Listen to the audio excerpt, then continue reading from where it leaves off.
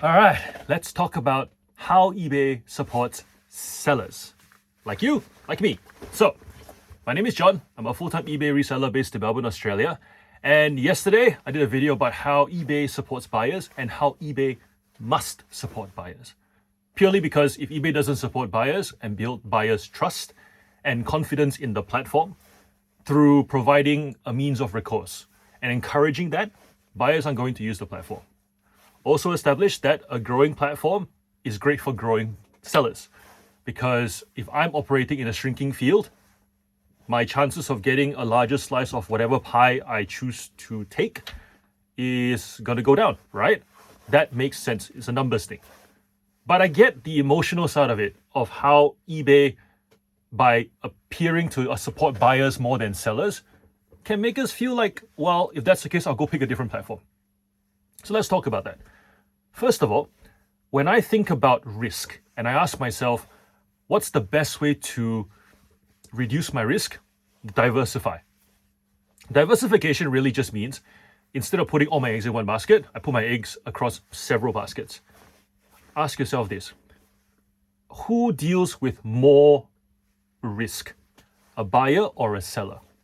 A buyer will buy several items from, say, several different sellers. A seller will sell our items to many different buyers. If you look at the numbers, buyers, for every 10 sellers that a buyer deals with, a seller probably deals with 100 buyers. There are more buyers per seller. And I'm not talking about buyers and sellers in total. This is purely a ratio thing.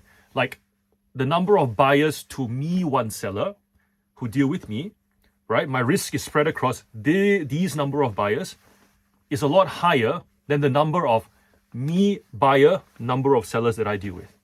Like if I think about the different sellers that I buy from, I can probably go, there's the places I buy my groceries, places I get my petrol, places I get my utilities, then the places I go and buy the random things that I buy, all the discretionary things. Maybe there are 50 vendors that I deal with, and if I like them, I keep them, right? That list doesn't change.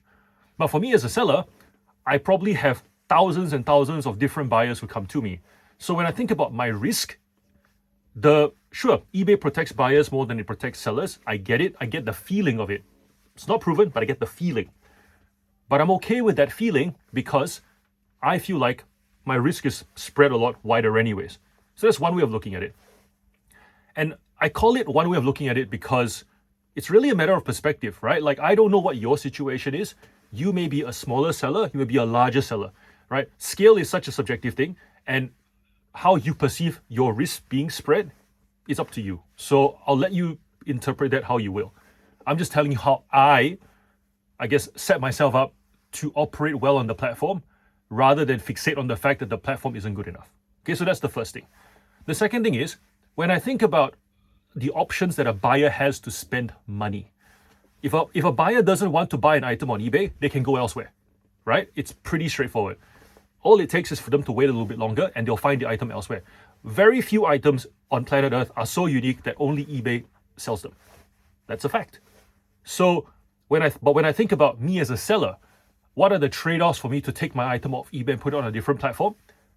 They are much more significant, right? I think of all the online platforms available to me. I've got Gumtree and Facebook in Australia. And then I've got other platforms that are better suited to newer products like Amazon and Catch and whatever. But just thinking from me from a used toy seller, and most of you who start out small, sell used items, thrifted items. If I go on Facebook, my reach takes a huge cut. But my annoyance level takes an increase because I now have to deal with people actually going, is it available? Is it available? Can I turn up? Can I pick up? Can I have more photos? eBay, the noise is significantly less and the reach is significantly more. Gumtree, I'm done with Gumtree just because it's just crazy, some of the things that people ask for on Gumtree. So eBay to me is the most streamlined platform that I can use. And for me to go, I'm personally offended by a platform and I'm going to go elsewhere. It's not a business decision. There's no way it's a business decision. Unless, of course, the item actually suits local pickup. Local pickup, Facebook and Gumtree, way better than eBay, right? Because it suits the product. But for most of us who like to work from home, wake up whenever, sleep whenever, pack orders when we have a chunk of time that suits us, that flexibility, go to the post office, drop it off, eBay is that platform. And eBay knows that. So eBay knows it's not going to lose you as easily as it's going to lose buyers. That's a fact.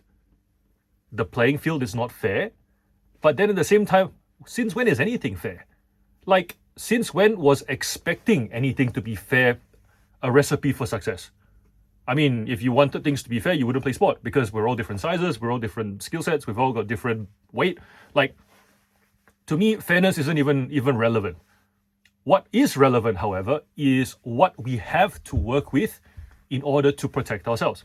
I've talked about diversifying risk. That's on your end of the business, right? But what does eBay do? So eBay provides seller protection. There's a very detailed video done by Jason in the All Ears chat channel, where I'll link to in the description.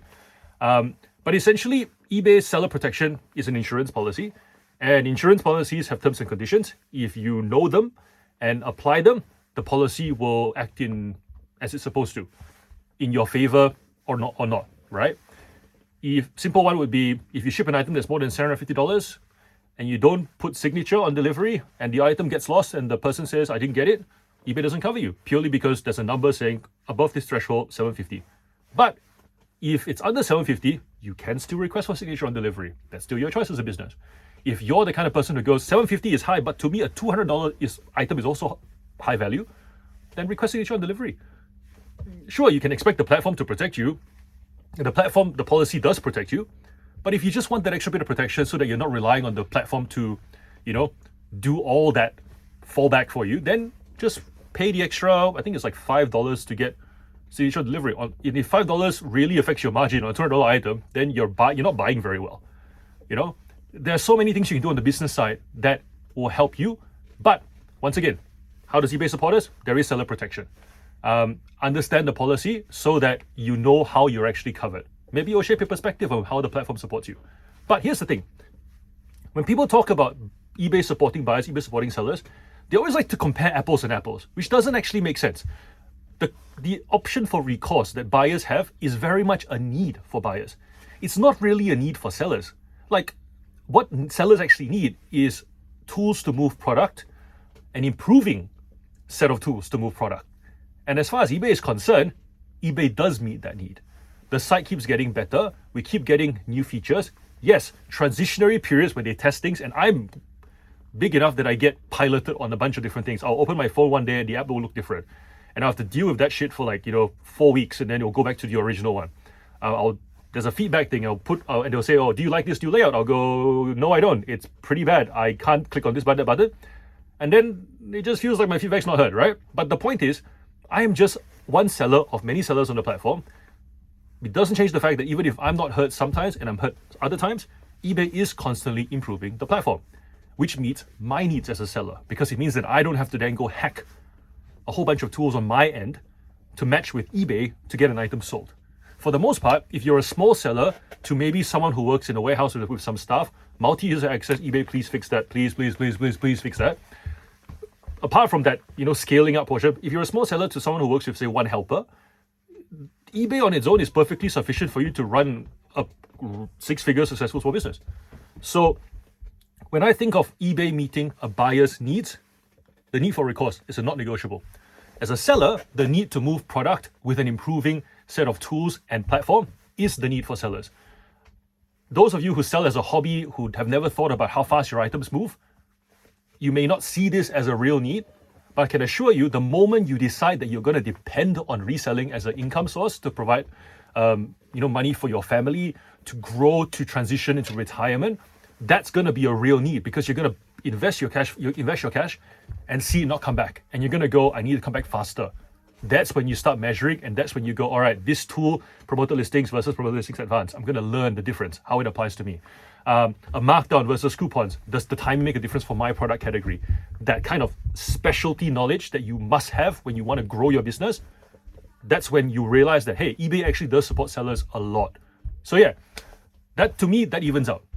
Because a lot of the things that eBay does for buyers that sometimes we feel we don't get a fair go at with protection, we can protect ourselves on the business side anyways.